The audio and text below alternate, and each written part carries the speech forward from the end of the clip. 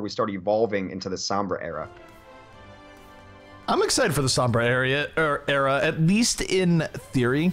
I think the cool thing about Sombra is just going to be that I think she might put the kibosh on some of the really heavy tank strategies we've seen. Just because you think about just the nature of how tanks work, they're more reliant on their abilities than, say, a DPS character is. So, granted, it's not great to get hacked no matter what you're playing, but if you're, say, a Zarya who can't shield, a Roadhog who can't hook or heal, a Reinhardt that can't charge or get out of the way, it's pretty rough. So I'm really curious to see how Sombra really changes the meta, but we'll have to keep those speculations for another time, as we are still on live.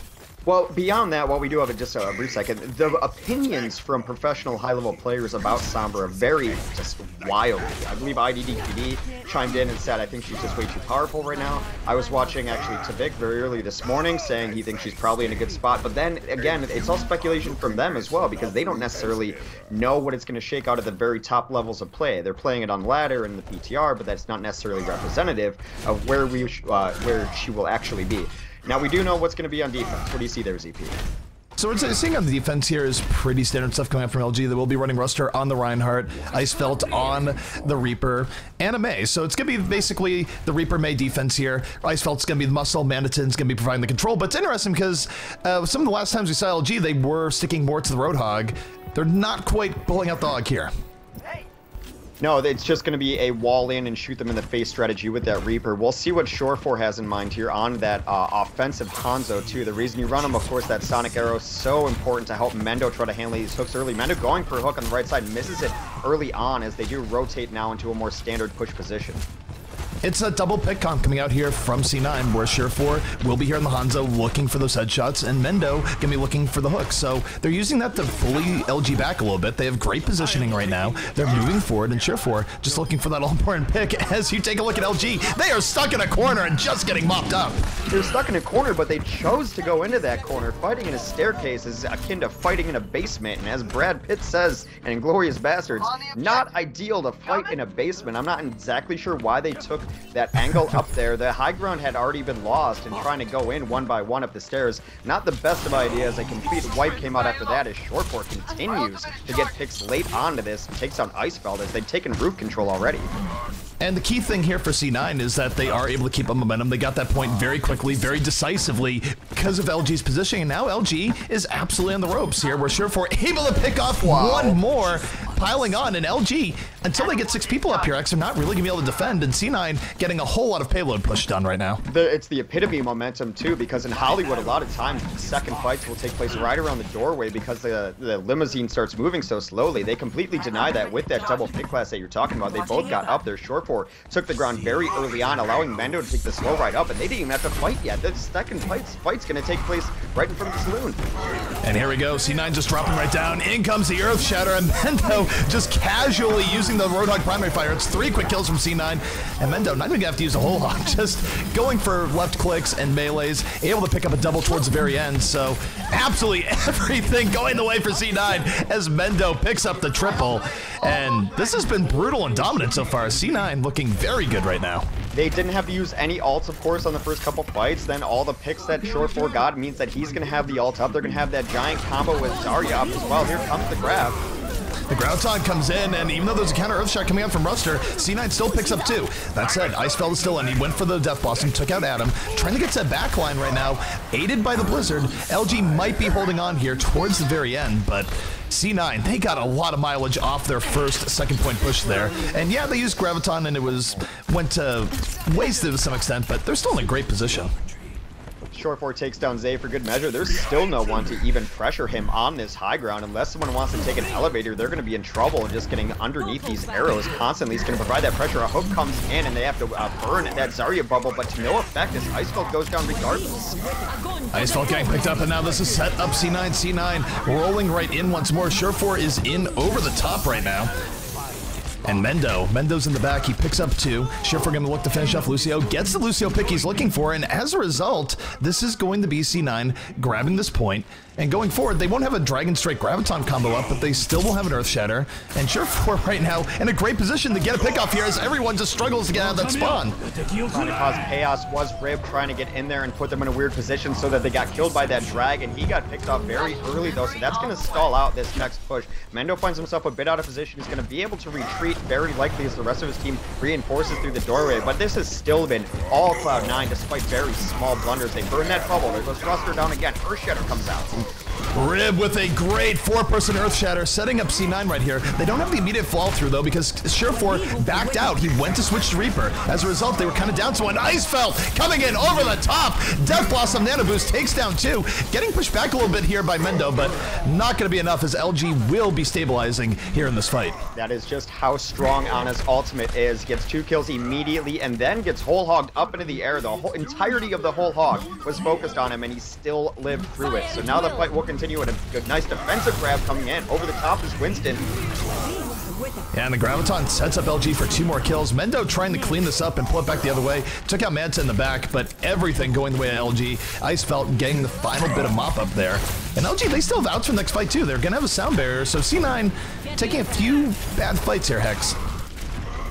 Yeah, once the momentum was lost for Cloud9, they seem to have a hard time getting it back, but that pick from Mendo could be the answer to it. A great block onto that opposing Earth Shatter as well. Icefelt comes in again with this Death Blossom though, and the Ana Boost. They're charging all so quickly. They're charging ults very quickly, and Icefelt making the absolute most of it. Picks up 2 there, rolling into backline, getting hooked by Mendo and taken out. But this has sort of been the story of C9 here, Hex, where you see Mendo just getting hooks towards the very end, but C9 not able to get a whole lot out of it. They are going to have to retreat, though, losing a main engine of their DPS, and now they've burned a ton of ults. The ult advantage firmly in favor of Cloud9 as they rotate around through hallway here. Only Manitin with Primal Rage up, not exactly the most game-changing of ultimates in this situation. And here's Sure4 right now off the top rope, going to be dropping in. Death Blossom on the way. Doesn't get what he's looking for, though. Gets absolutely nothing. LG spreading out, but he did enough damage that set up the rest of C9. They get 3 kills off it. They were wounded from that Death Blossom, and Mendo pick up 2 towards the very end with the Roadhog cleanup, and just like that, C9 has found a way of breaking through, and this payload now rolling to its final destination. LG trying to get out in time, and no, they will not be getting out in time. C9 capping with 2 minutes and 22 seconds to spare. In the era before Ana, there was a lull in Reaper play. A lot of it was because people weren't getting the value out of Death Blossom that they really wanted a lot of times because teams got better at disengaging. They were able to kite it. Hang on, they kited Sure4 there. All right, I thought the sound of the stream was going out. That was the sound my headphone jack just pulled out for a second. So I was just like, wait, what's going on? Why is my game sound and Hex going weird at the same time? So sorry about the interruption. Continue. You're just so used to me, you know, going omnic on you that any slight variation in my vocals will throw you off and cause you into a panic. But yeah, I mean, the Ana Reaper combo is kind of what is defining the meta right now. And before Ana came into her, you know, their dominance right now, as you see her run on mostly every side of it, people weren't getting values out of Reapers. That's why you saw so much less Reaper. And I mentioned it too when Icefeld got the Ana boost. It's almost impossible to kill it. I will say that Luminosity did a much better job of dealing with the Ana boosted Reaper than did Cloud9 on their defense. A nice sleep and then focus fire brought him down. So what could have been one of the fastest times we've ever seen on Hollywood stalled out a little bit thanks to some nice coordination and a couple one fights from LG near the last point. I would say for LG, it felt like they lived by the Icefelt and died by the Icefelt at the same time because he definitely had some great plays, of course assisted by Zave, to move into the back line and mop things up. And yet at the same point, there are plenty of plays there where C9 was able to pick off Icefelt very early on. Then they had to deal with a 5v6 and things just did not go well moving forward. Mendo's Roadhog actually looked a lot better than the last time I saw him on Roadhog 2, which was our previous monthly melee towards the end when they were playing FaZe. I don't think he hit any hook that he really needed to hit, and he didn't even miss a hook except for like his opening hook, his blind hook through the doorway here. So his Roadhog got a lot better, and that's still a hero that you're going to need in the meta to win games, especially running that kind of double pick comp. So we see teams switch it up a little bit offensively now. They're going to run a Roadhog and a Hanzo too. So it looks like rosters have just switched spots on players here as the compositions are the same.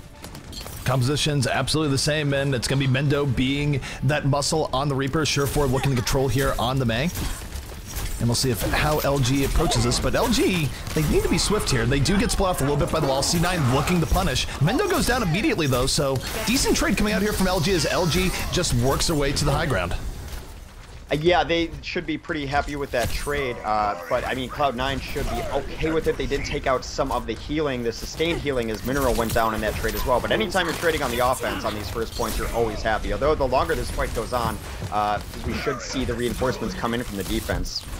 Right, Mendo right now just working his way back, is almost back to fight, has gotten through into the cafe, so it's a 6v6 once more. Icefeld still looking for that magic pickoff, hasn't gotten it just yet, looking to get Surefour, but Surefour just stymieing him right now as both teams being very tentative on the poke, not going super in, but here comes the nano boost from both teams. Both Reinhardts ready to swing. Rib going in, swings hammer, takes down Zave, looking for more. It's a double kill here for Rib, and that could give C9 the muscle they need to win the rest of this team fight. The Blizzard especially locking a couple of people out of the point. It's such an area denial here. They're going to be on the chase now, trying to clean up what they can at the end. They do get one late as the Zarya gets a little bit staggered. So a really nice defense from Cloud9. Reminds me of the days of old, even though the composition's completely different and actually the roster's a little bit different. But Hollywood defense for Cloud9, whatever it is, the remaining three of this Cloud9 roster seem to have it figured out. All right, and you take a look at Kaikai right now. Kaikai hanging on to that Graviton, ready to set this LG team. And there's the Graviton going to pull in 4, and C9 just rolling right in. It's Mendo, the Death Blossom, taking down 4, if not 5 there. And that will absolutely send LG back to their spawn point. There was a moment of panic there because way long ago, we used to see Reaper hide behind these bushes, but teams have figured out that that's where they looked for him. They walked in through, and then they were just checking out what was up front. Then at the moment I saw some heads turn on the character models looking for that Reaper, they got Gravitoned, and yep, they were right. That's where that Reaper was. Well, speaking of Gravitons right now, let's take a look at Spree. His Graviton is up and ready, and Icefeld has the Dragon. He throws the Graviton, pulls in 3, and that Dragon, how hungry is it? The Dragon on the way. Maniton takes out Mendo early on in the fight, but they're able to withstand the damage of the Dragon there. I believe that was a sound barrier coming up from Adam that saved them as the Dragon rolled in. So C9 weathering one of the most powerful combos in the game relatively well there, and they have a good chance of holding here, Hex. It was a really cute ice wall from Surefour on his Mei to deny the entrance to the stairs, meaning that they were kind of, their plan was just caught out of nowhere. They didn't know if they were going to go forward or rotate all the way around, and then Cloud9 made that decision for him while they collapsed on him. Icefeld with an interesting switcher on an offensive tracer. Offensive tracer, and this is really just trying to get something going here because with only a minute 5 left here, LG starting to run out of time. The nano boost comes in on Ruster. Ruster looking for an opportunity to drop the hammer, but the Blizzard gonna zone him out completely. Still though, it's 2 kills here from LG. Maniton gets the pickoffs in the backline as required, and even though Ruster's taking a nap right now, Hex, this is looking pretty darn good for LG as Maniton just continues piling on. This is nearly how Cloud9 won their offense as well. You just get a Roadhog who gets 3 kills on each side. It was exactly what Mendo had done as well. So you get all of those picks, and it just changes the momentum of the battle so quickly. And immediately, you're in a 6v5, and that makes everyone's job easier. Then you grab a couple more kills because the cooldown is so low on Hook, and that's exactly what swung the tide of that battle. Now, they're going to have ultimates up of their own. Big Bang Theory might be in effect. Absolutely, and Mendo just gets picked. Maniton with the hook from ground floor to top floor, and now at the 65, LG with some real opportunity here to get the payload push that they're looking for. 9 is not even going to fight right around the corner here. They're prioritizing taking the high ground, knowing how effective it was for them on their offense. So they've got a couple of not high ground characters already up here as Adam and Rolf got up there on the elevator. Shortforce is hanging out trying to get picks on his McCree. Well, here's the Graviton from Spree, again pulling 3 members of C9. Mendo, oh, the big bang comes in from Icefeld, takes down 3. He was there in the fall through, and just like that, LG getting the momentum they need. And part of the method of the madness, perhaps by switching tracers, you do have that better follow through for the Zarya Graviton. I will say LG has just dealt with the nano-boosted Reaper so much better, and I think in this current meta, you're going to have to be able to do that. There's twice now that they nano-boosted the Reaper. He got hooked in, and then they Graviton him. The Hearts is the only way to deal with it. They dealt with it great. Mendo right now, Death Blossom to the back, takes down Ruster, looking for a little bit more, doing it the old-fashioned way. No nano boost this time, but still 2 kills here from C9, and they're winning the flow here. They're winning the poke battle. They're pushing back LG, but LG firing right back. It's a whole hog from Maniton that makes space. Here comes the nano boost, and just like that, LG turns the tide immediately. Surefour is McCree in the top, but it's Surefour versus the world, and he just falls to his death at the very end. So LG now, 2 minutes 50 seconds left. They're probably not going to have a chance to beat C9's time here, but they can still make it competitive. It's looking very good, especially based on their first point, the difference between their first 2 points anyway. So Shortforce was up top the entire time, but he got almost nothing done on it. He was up there for about 60 to 70 seconds and no picks. They were content to just leave him up there and hide behind shields. All right, and here's Manton once more. Another hook coming in. Not able to get the fall through immediately, and the honor grenade actually got to force him back a bit. Can't get healed. Bad situation to be as Roadhog with the world's largest hitbox. So LG, though, they're able to reestablish here.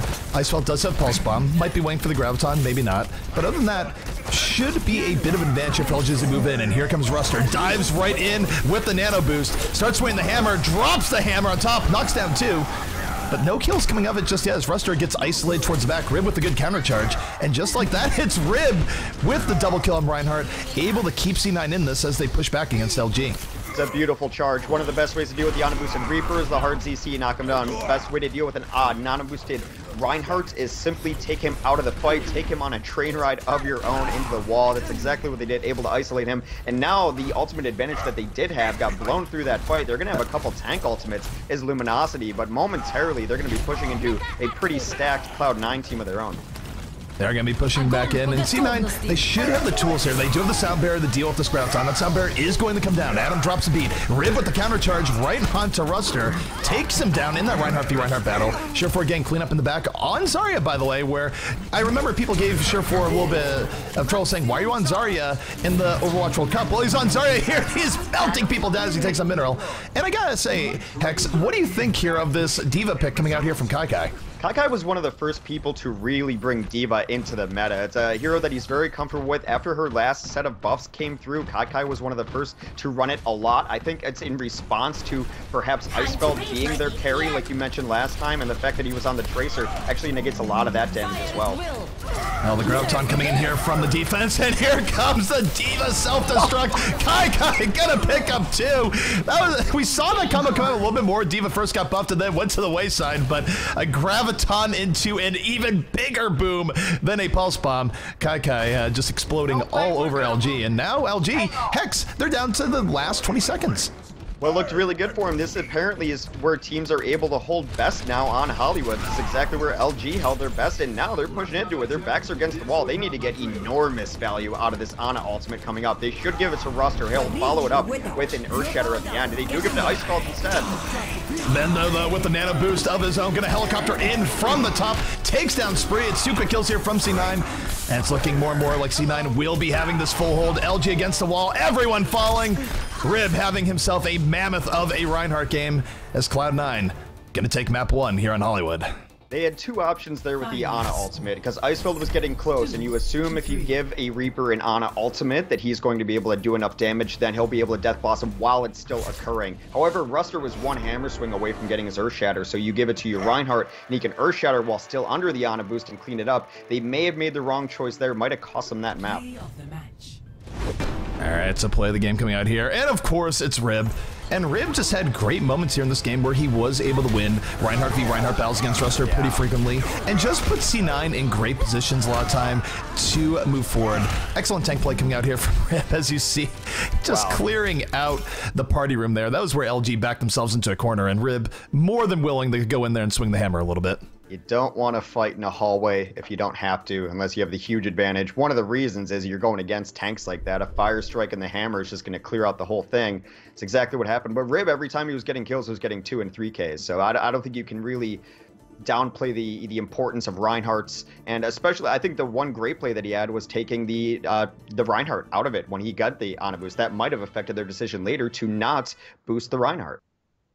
Absolutely. So for whatever reason, Hex, you appear, this is the weirdest thing. It's definitely on your end because I still see your background moving, but your face is actually just frozen here. It's like the most surreal thing.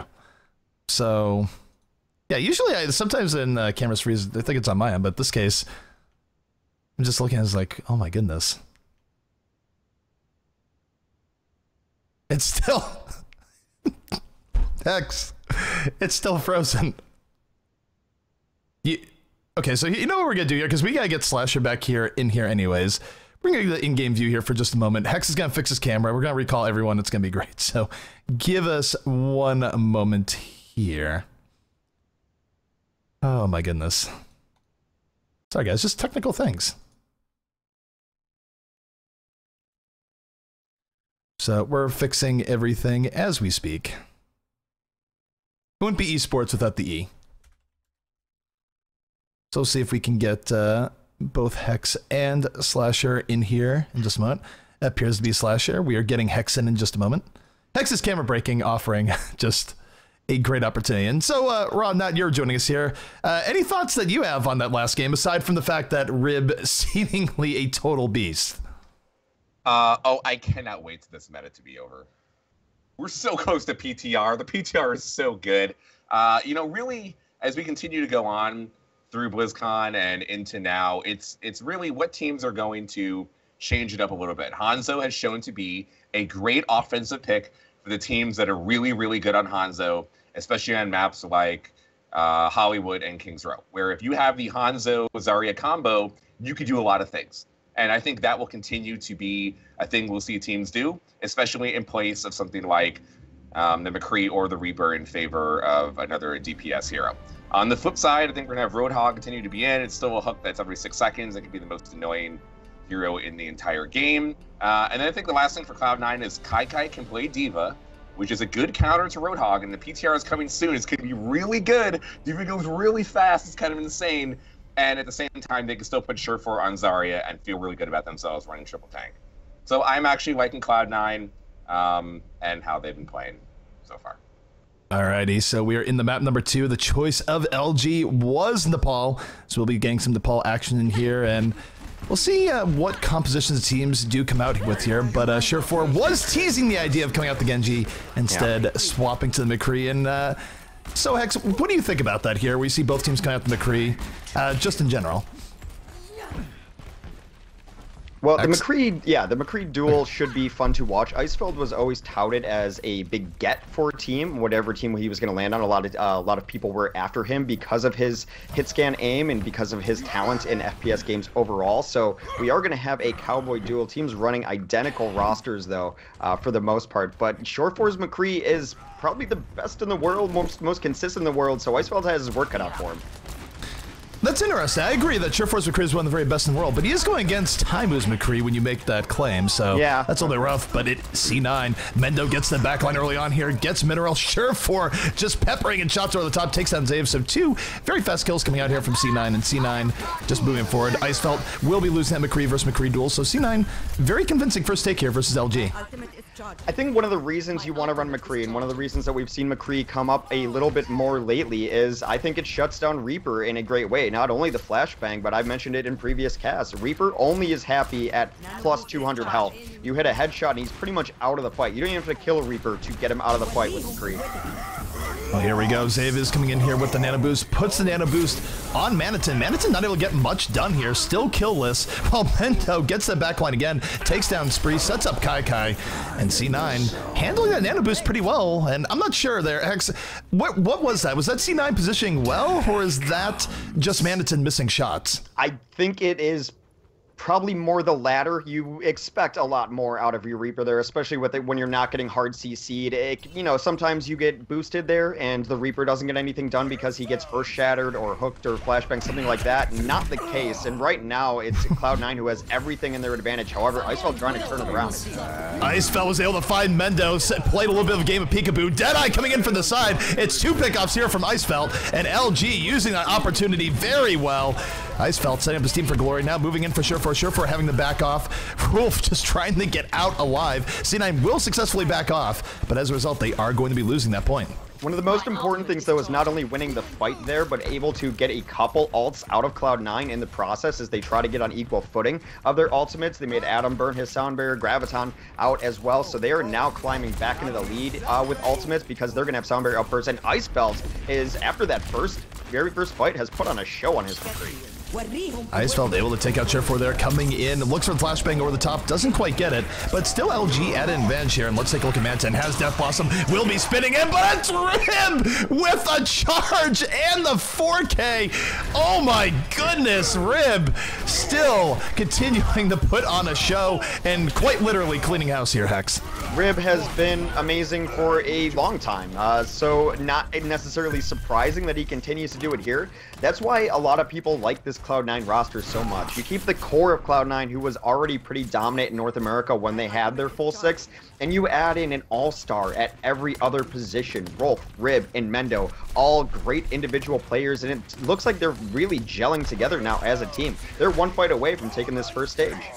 Absolutely, and take a look at Mendo. He will be having that Death Blossom here and at the ready. Spree's gonna open up with the Graviton, but Mendo not caught. So sneaks his way to the back, blows Death Blossom, then immediately removes Abe from the fight. Still down 2 people though, C9. So C9, a little bit of a disadvantage here. Mendo not gonna be able to get out of here, and LG, off of that Graviton by Spree, will be retaking the point, and that was an interesting fight there, Hex, where obviously Spree got really good Graviton. Do you think Mendo should have sort of gone for the flank a little bit earlier? Maybe, but I think the best thing about LG, and I noticed this weeks ago, I think in a Lenovo tournament, is that their disengage game is really, really strong. They got hit with the Ana grenade, and they were all low health, and instead of trying to fight and just try to gut it out and hope, they all backed around a corner, found a better position to avoid that damage too. And their disengages, even on Hollywood, were good as well. I think they're one of the stronger teams at getting out of fights they know they can't win. All right, here comes Surefour off the Graviton from Kai coming in with the flanking Deadeye. Mendo's already picked up one. Surefour looking for a little more. Happy Little Skulls coming up. Gets absolutely not off that.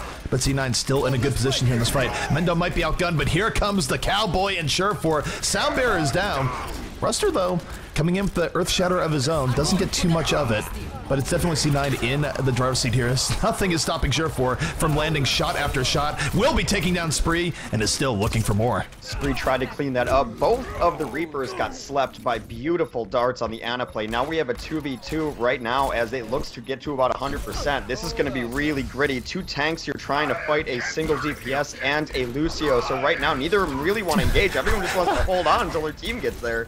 How is Zabe still alive? He blasted so long at Surefour, and as a result is still able to heal his team.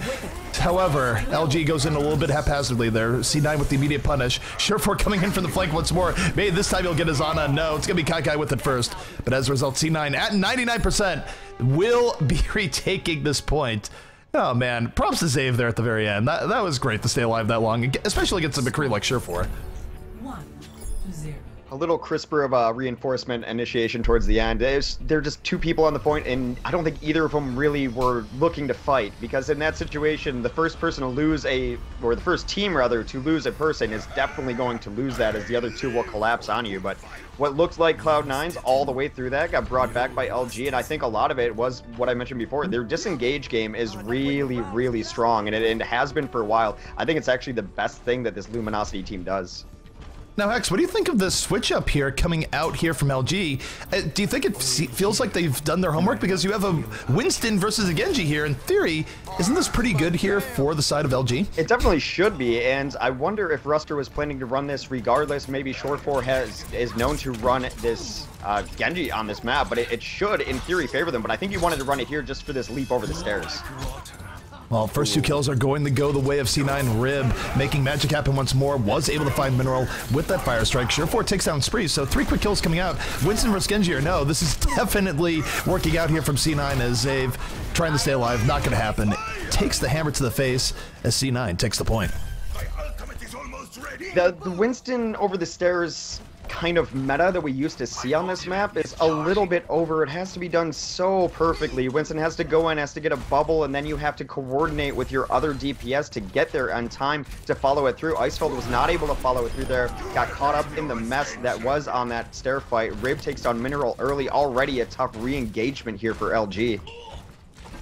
Absolutely, and Rib's play has just really been standout here. I know that we've had eras where Reinhardt's have always looked good, but Rib right now is looking phenomenal. Just what he's been able to do in this Reinhardt has been great, and he's holding on to an Earth Shower here from the next fight, so if LG's not careful, they could just be running into it, and here they go, LG on the way in. It's going to be Ruster making space on the Winston, trying to create that, but there's Rib. Earth Shatter comes down, knocks down one, sets up Mendo for the quick and easy kill, goes for the charge, and C9's still in a great position here. LG trying to fight it back, but they're getting poked down pretty heavily, and as a result, C9 very likely take this fight. Extremely patient, though, from Rib right there, as they were trying to jump in with Ruster to create some space, maybe pull Rib back. He didn't fall for it at all, stood there with his shield and just Earth Shatter the remaining 3 coming in, because when you see that Winston dive, you know everyone is soon to follow.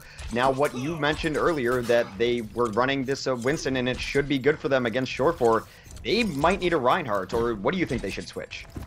It's hard to say because in theory it still might be decent, but the lack of Rhine definitely hurting them quite a bit here, especially with how Rib is playing it. And you take a look at C9. C9, they have the Dragon Blade at the ready. Mana Boost is already coming in here, and here's Mendo spinning right into the heart of the LG team. Takes down Spree right away. Gonna be looking for a little bit extra here. 3 kills here to C9.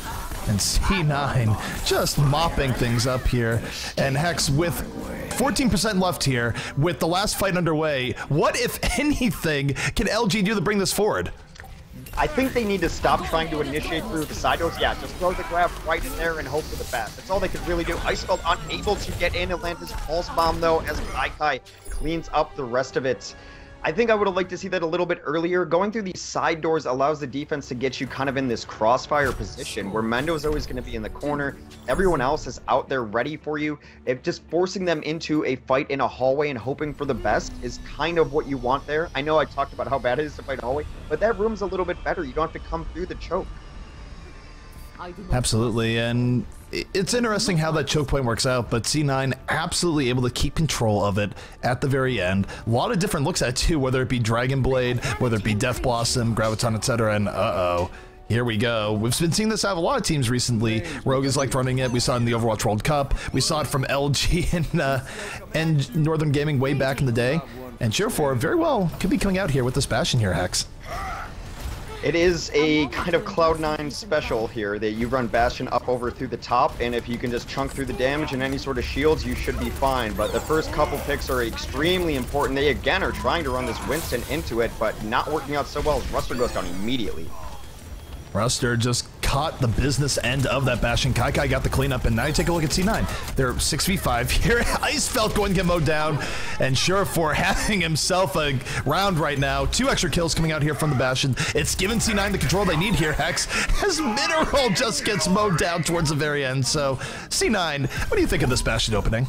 It's always worked for them. Short-4 on this Bastion has been on this point time and time again. I don't know if there's necessarily an answer that teams can run to this. If you know it's coming, maybe run a Genji and hope that that works out for you in the opening salvo, but we're a lot in the same position as the last map. How are they going to initiate? How are they actually going to get in on this? Well, right now, it does look like they're coming in over the top, but Winston Melee on the back out. It's going to be Spree getting mowed down, Ruster getting mowed down, and here comes the tank just for some extra cleanup. Short4 on a 3 kill, makes it 4, bounces into the air, and oh man, I know I should get too excited over Bastion, but it's still pretty entertaining to watch, especially when it works out as well as this. C9 right now, 33% to 0. Bastion is really tough to deal with once you have him set up like this. The best way to kill him is when he first starts rolling out there and you do not let them get set up. I mean, that's kind of every King of the Hill map, though, in its essence, right? Once you're trying to push in, you're in a rough spot. I don't know if that they really have the answer here. Maybe Icefeld can get in there, drop this bomb. That's exactly what they're going for. Icefeld does drop the bomb, immediately takes down Cheer4, so 2 kills very quickly coming out here from LG. LG has finally cracked the wall of Bastion, but the res was on deck, so as a result, it's going to be C9 coming right back out. A standard way of playing Bastion with that Mercy. They lived long enough to build the res. LG still with a lot of momentum here, though, so C9 not out of the hot seat here just yet. You do see Cheer4 looking to take out Winston. Primal Rage letting him tank a lot of those shots. And speaking of tanks, tank mode now coming out once more from Cheer4. C9 drops the beat. Cheer4 blows up Mineral, blows up Ruster, and just like that, it's going to be C9 withstanding the push and holding on, and no small part due to that res from Adam. World of Tanks running wild. It's one of the things that's actually really nice when you're running this Bastion composition is that you do get the benefit of running a Mercy with it a lot of the times. Adam's very comfortable on the Mercy, was one of the best Mercies for a very long time when she dominated the meta, is very hard to kill. One of the slipperiest Mercies you'll ever find, and that res absolutely saved him. Can this Dragon Blade bring it back for LG? They're trying to do it, but it's going to be Rib with a beautiful charge. Just charges Manton to his death. Gave no cares whatsoever about the Dragon Blade. And Cheer4 picks up 2 in the back line. Zave trying to do anything in the back here as Ana, but probably not going to happen as C9 just getting everything they want more.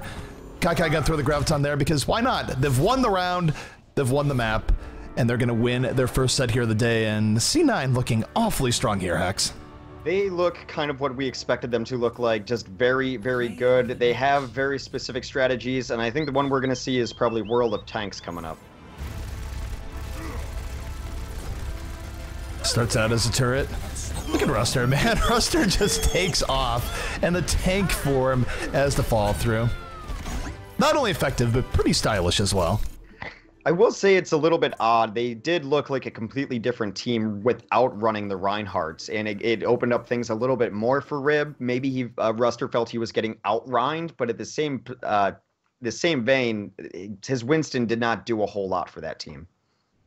No, not at all. And it's in theory, I think the Winston was fine. I mean, we've seen Winston get played to really high levels recently. Do I dare utter the name of our new savior in Miro? But Ruster did not quite have a Miro level performance there. No, not at all, unfortunately. But, who can? That's the question. So I think this is kind of the result I expected. I expected LG to be a little closer. Their Hollywood I thought was very good. I do think that how they win games is their disengagements, and they dealt with the unboosted Reaper very well. But yeah, as Slasher mentions, he wants this meta to be over. Perhaps readjusting to an unboosted Reaper in a time when teams can still run other stuff. Maybe they put too many eggs in their disengage and really dealing with that meta. And when they had to deal with something else, they did not look nearly as crisp. So, of course, we are rejoined here by the one and only Slasher. Slasher, what are your thoughts on that game and some of the stuff that we saw? I do think that LG probably needs a little more time getting accustomed to North America. They did just get here. They are moved into a gaming house in Toronto. So they are all playing together, and they do have good ping. So that part, they can't have too many excuses because I'm assuming they're all next to each other, and that helps, honestly, a lot with getting things done. At the same time, since the last Alienware monthly melee, Mendo is in the United States, and I believe Rib is still in the US too. I don't think he flew back, so he was at BlizzCon, and I assume he's still with the team. Now they are on low ping, and we always talked about, well, as soon as Mendo gets on low ping, he's going to be just that much better as he was at 130 ping, and we've been talking about Rib being like the best player on the entire team for the last 2 tournaments. And I think he's been a very good fill for the hole that Tibet left. Like, we always question Tibet is leaving. He has such good chemistry with Kai. Is this team going to be the same? I think Rib, in a very short amount of time, has proved that, yes, it is going to be at least just as good as before. And he is making his case for himself for the team to be even stronger on tank play for them.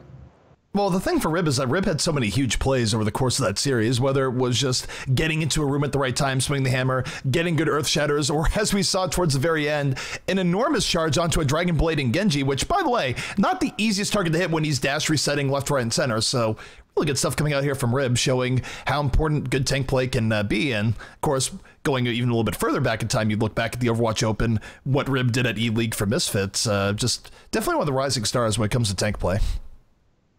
I also do think Mendo is finding a little bit more comfortableness, getting a little more accustomed to the role.